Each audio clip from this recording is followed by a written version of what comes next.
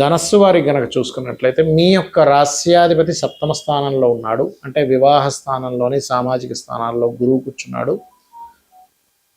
మరియు ఆస్తి, వాహనాలు, గృహాలు, తల్లిగారి స్థానంలో శని, కుజ, బుధుడు కూడా కూర్చున్నాడు అక్కడ సప్తమ దశమాధిపతి. మరియు పంచమ స్థానంలో రవి శుక్రుడు ఉంటూ ఆ యొక్క శుక్రుడు 6వ స్థానంలోకి వెళ్తూ 3వ భావంలో రాహు ఉన్నాడు. ఈ చతుర్థ భావం నుంచి దశమ భావం వరకు చంద్రుడి యొక్క స్థితి ఉంది. మరి ఈ యొక్క గ్రహస్థితిని అనుసరించి మీకు ఎలా ఉండబోతుంది, ఏ విధంగా ఉండబోతుంది అనేటువంటి అంశాలు చెప్తుంది నేనైనప్పటికీ చెప్పిస్తుంది సాక్షాత్ లలిత అమ్మవారిగా భావిస్తూ ఆ లలితాంబిక అమ్మవారి యొక్క అనుగ్రహం మీకు పరిపూర్ణంగా కలగాలని మనస్ఫూర్తిగా కోరుకుంటూ, ఇక్కడ గమనించినట్లయితే ఈ గ్రహస్థితి ఏదైతే ఉందో గుర్తుపెట్టుకోండి. ఈ చతుర్థ భావంలో ఉండే గ్రహస్థితి, సప్తమ స్థానంలో ఉండే గ్రహస్థితి, ఇవన్నీ ఏంటంటే కొంచెం మీరు ఉద్యోగము మరియు వివాహ నిర్ణయాల విషయంలో సప్తమ దశమాధిపతి బుధుడు క్రూర గ్రహాలతో చతుర్థ భావంలో ఉన్నాడు కాబట్టి ఏదైనా పెళ్లి సంబంధం మాట్లాడడానికి వెళ్ళేటప్పుడు అందులో ముఖ్యంగా వాహనం మీద వ్యాపార భాగస్వామ్యం గురించి మాట్లాడడానికి లేదా ఉద్యోగానికి మాట్లాడడానికి వెళ్ళేటప్పుడు, పెళ్లి సంబంధం గురించి మాట్లాడడానికి వెళ్ళేటప్పుడు ప్రధానంగా జాగ్రత్తగా ఉండాలి ఈ యొక్క పక్షంలో, గుర్తుపెట్టుకోండి. అలాగే చతుర్థ భావంలో ఉండేటువంటి గ్రహాల మూలంగా కొంచెం మీరు ఏదైనా ఒక గృహం తీసుకుంటున్నారు, వాహనం తీసుకుంటున్నారు, లేకపోతే ఏదైనా విద్యా సంబంధించినటువంటి విషయంలో ఏదైనా ఒక కోర్స్ తీసుకుంటున్నారు, ఈ యొక్క విషయాల్లో చాలా జాగ్రత్తగా ఉండాలి, గుర్తుపెట్టుకోండి. పంచమంలో రవి ఉన్నందుకు రాజకీయ నాయకులకు మంచిదే, అందులో ఎటువంటి సందేహం లేదు. మరియు మరొక విషయం ఏంటంటే 6వ భావంలో శుక్రుడు వస్తున్నాడు కాబట్టి 20వ తేదీ నుంచి మీరు ముఖ్యంగా వాహనాల మీద వెళ్ళేటప్పుడు ఇందాక నేను చెప్పినట్టుగా 16 నుంచి 20 వరకు మరింత జాగ్రత్తగా ఉండాలి. 20వ తేదీ తర్వాత నుంచి స్త్రీల వలన, స్త్రీ మూలకంగా ఏదైనా గొడవలు వచ్చే ప్రమాదం ఎక్కువగా కనబడుతుంది కాబట్టి ఆ యొక్క విషయంలో జాగ్రత్తగా ఉండండి.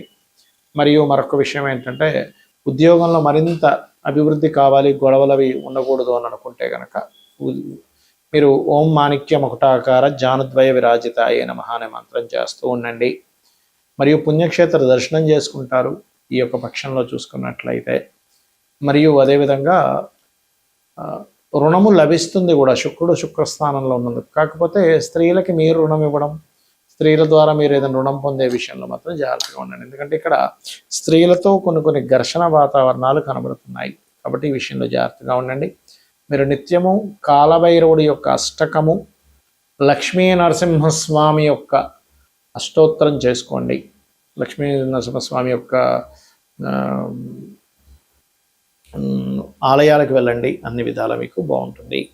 ఇక్కడ ఇప్పుడు ఉన్నటువంటి పరిస్థితులు ఏవైతే ఉన్నాయో, బయట ఉండేటువంటి పరిస్థితులు ఈ శని కుజుల కలయిక వల్ల కొంచెం మన ఇండియాలో కూడా కొంత ఈ బాంబులు పేలడం అనుకోండి, లేకపోతే కొంత ఉద్రిక్తంగా ఉండే ప్రభావం పెరుగుతుంది. అంటే అలాగా కొంచెం ఎండ మనకు చూడండి బయట తీవ్రంగా పెరగడం, ఆ ఎండ వస్తూనే ఒకటేసారి అంటే వాతావరణంలో జరిగేటువంటి మార్పులు ఏమిటి అంటే విపరీతమైన ఎండలు, దాంతోపాటు సడన్గా ఉన్నటువంటి వర్షాలు శని కుజుల కలయిక వల్ల.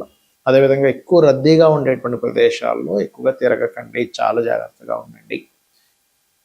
అలాగే మరొక విషయం ఏంటంటే ఈ విదేశాలకు వెళ్ళాలి, విదేశాల్లో ఉండేటువంటి వారు, నేను చాలా రోజుల నుంచి చెప్తూ వస్తున్నాను, 2-3 నెలల నుంచి ఇప్పుడు కూడా చెప్తున్నాను. ఎందుకంటే 12వ స్థానం, సహజ 12వ స్థానం అనేది శని కుజులు ఉన్నారు అక్కడ, మీనరాశి.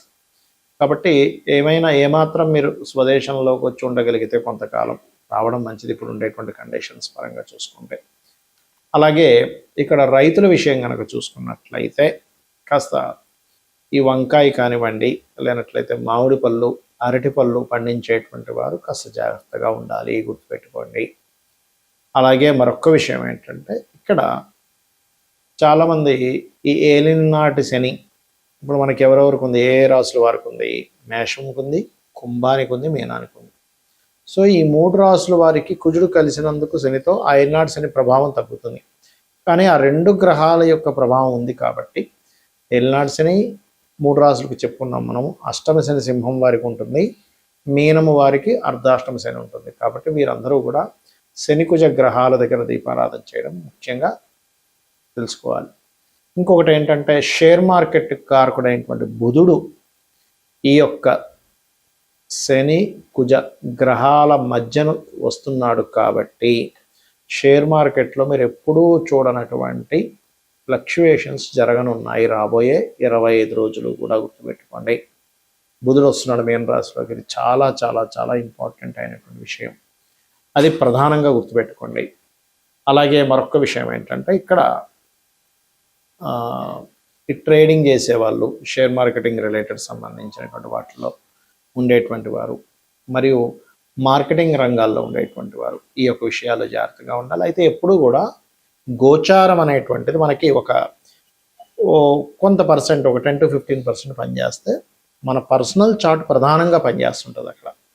కాబట్టి మీ జన్మజాతకంలో గ్రహాలు ఎలా ఉన్నాయి, జన్మజాతకంలో లగ్నం ఎలా ఉంది, లగ్న బలం ఎలా ఉంది, దానివల్ల మీరు ఎదగడం అనేది జరుగుతూ ఉంటుంది. మీ శారీరక సంస్కృత కానివ్వండి, ఇవన్నీ జరుగుతూ ఉంటాయి. ఇక రెండవ భావం ధనస్థానం, అంటే మీకు ధనయోగం ఏ రకంగా ఉంది అనేది ధనభావాన్ని బట్టి చూసుకోవాలి. అంతేగాని ఎల్నాటి వచ్చింది కాబట్టి ధనం లేదనుకోవడానికి కాదు అక్కడ. అలాగే మరొక విషయం ఏంటంటే ఇక్కడ గమనించినట్లయితే ఇక మూడవది ఏంటి, అన్నదమ్ములతో ఉండే సఖ్యత, ఎప్పుడు ఏ ప్రాపర్టీ తీసుకోవాలి 4వ భావంలోని, సంతానం గురించి 5వ భావంలోని, రుణరోగ శత్రువుల గురించి 6వ భావంలోని, వివాహం ఎప్పుడవుతుంది అనేటువంటి 7వ స్థానంలోని, అదేవిధంగా మీ యొక్క ఆయుష్ అంటే కొంచెం ఏదైనా ఆకస్మిక సంఘటనలు ఉన్నాయా, లేకపోతే తల్లిదండ్రులతో ఉండే రిలేషన్ 9వ స్థానంలో, అదే రకంగా మీ యొక్క కర్మ అంటే కొంతమందికి వృత్తిపరంగా విదేశాలకు వెళ్తే కొంతమంది బాగా సక్సెస్ అయితే, కొంతమంది స్వదేశంలో బాగా సక్సెస్ అవుతారు.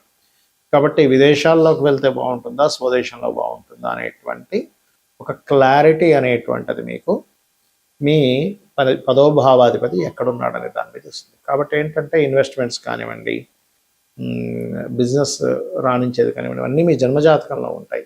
గోచార ఫలితాలు కేవలం 10 to 15% మాత్రమే. ఇది ప్రధానంగా గుర్తుపెట్టుకోండి.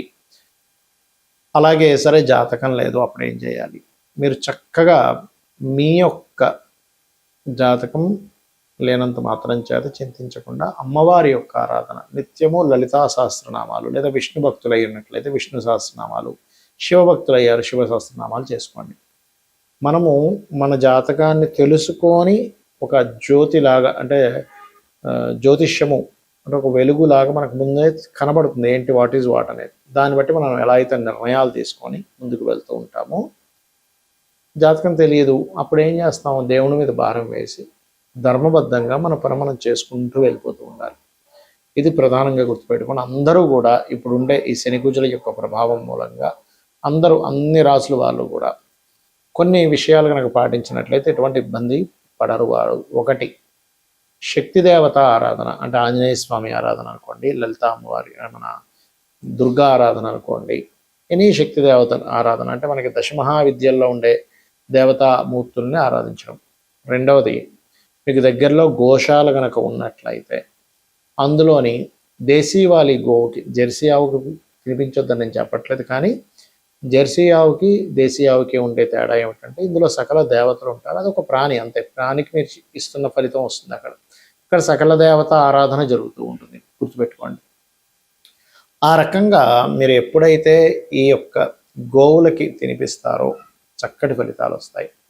మరియు శనివారము మంగళవారం అందరూ కూడా ఎటువంటి ఇన్వెస్ట్మెంట్స్ చేయకండి దయచేసి. ఇది ప్రధానంగా గుర్తుపెట్టుకోవాల్సినటువంటి అంశం, గుర్తుపెట్టుకోండి. ఇక మీరు ఇంకొక విషయం ఏంటంటే, అందరూ కూడా ఇన్వెస్ట్మెంట్ షేర్ మార్కెట్ గురించి చెప్పాను. ఈ గోవులకి పెట్టేటువంటి విషయం ఒకటి, చండీ వినడం కానీ చండీ పారాయణం కానీ ఇవి గనక చేసినట్లయితే మీ జన్మజాతకంలో ఒక్కోసారి చూడండి మనకి బ్లాక్డ్ భాగ్య చక్ర అంటూ ఉంటాం. ఏదైనా బ్లాక్ అయి ఉందండి, చక్రంలో సంథింగ్ దోషం ఏర్పడింది, మేము దీనివల్ల చాలా కష్టం పడుతున్నాము అని అనుకునేటువంటి వారికి మీరు గనక చండీ వినడం కానీ, ఇప్పుడు చాలామంది ఏమనుకుంటారంటే ఆలయాల్లో సామూహికంగా జరుగుతూ ఉంటాయి. ఆ రకంగా సామూహికంగా జరుగుతున్నప్పుడు అక్కడికి వెళ్తే మనం అన్ని డబ్బులు కట్టలేం కదండి అన్నప్పుడు మీరు అక్కడికి వెళ్ళి కూర్చున్నా కూడా అందులో 0.5% వస్తుందని చెప్తుంది శాస్త్రం. అక్కడికి వెళ్ళి పార్టిసిపేట్ చేసినా కూడా ఇలా చేయండి, అన్ని విధాలా మీకు బాగుంటుంది. శ్రీమాత్రే నమః.